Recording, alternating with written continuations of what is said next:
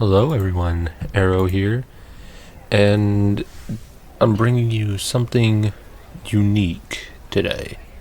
Today, I will be reading quote-unquote poetry. P.S. This is not actually poetry. I'm just reading song lyrics and just showing off how, if you just say them, it just sounds like poems. So, yeah, keep that in mind. I do not own these. Alright, so for the first one, I have the poem I have dubbed Madeline.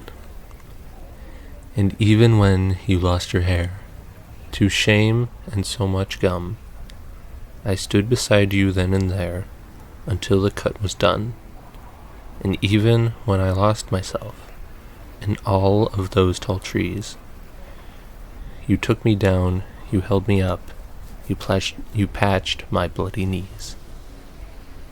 And then when we were older, there were miles between, I conjured you an apparition to show you what we'd seen. The sun, the earth, the wind, the rain, and holding out for change.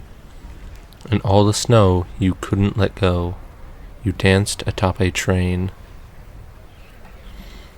Madeline, who lost the earth, made it out by noon. The sun had shined, the earth as well, her eyes were two half moons. And even when we lost ourselves to something in between, the words we shared were all still there to show us where we'd been. Pretty good overall. Next up, we have a poem titled Starman. Didn't know what time it was. The lights were low. I leaned back on my radio. Some cat was laying down some rock and roll. Lot of soul, he said. Then the loud sound did seem to fade. Came back like a slow voice on a wave of phase. That wasn't no DJ. That was hazy cosmic jive. There's a starman waiting in the sky. He'd like to come and meet us, but he thinks he'd blow our minds. There's a starman waiting in the sky. He told us not to blow it, 'cause he knows it's all worthwhile. He told me, let the children lose it, let the children use it, let all the children boogie. I had to phone someone, so I picked on you. Hey, that's far out, so you heard him too. Switch on the TV, we may pick him up on channel 2. Look out your window, I can see his light. If we can sparkle, he may land tonight. Don't tell your papa, or he'll get us locked up in a fright.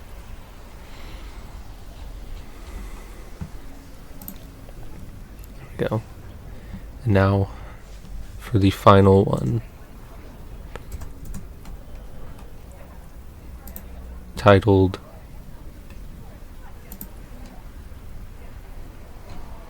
Rasputin. There lived a certain man in Russia long ago. He was big and strong, in his eyes a flaming glow. Most people look at him with terror and with fear, but to Moscow chicks, he was such a lovely dear. He could preach the Bible like a preacher, full of ecstasy and fire. But he was also the kind of teacher women would desire. He ruled the Russian land, and never mind the Tsar, but the Kazachok, he danced really wunderbar. In all affairs of state, he he was the man to please. But he was really real great when he had a girl to squeeze. For the queen he was no wheeler dealer, though she'd heard the things he'd done. She believed he was a holy healer who would heal her son. But when his drinking and lusting and his hunger for power became known to more and more people, the demands to do something about this outrageous man became louder and louder. "This man's just gotta go," declared his enemies. But the ladies begged, "Don't you try to do it, please. No doubt this Rasputin has lots of hidden charms. Though he was a brute, they just fell into his arms." Then one night, some men of higher standing set a trap. They're not to blame. "Come to visit us," they kept demanding, and he really came.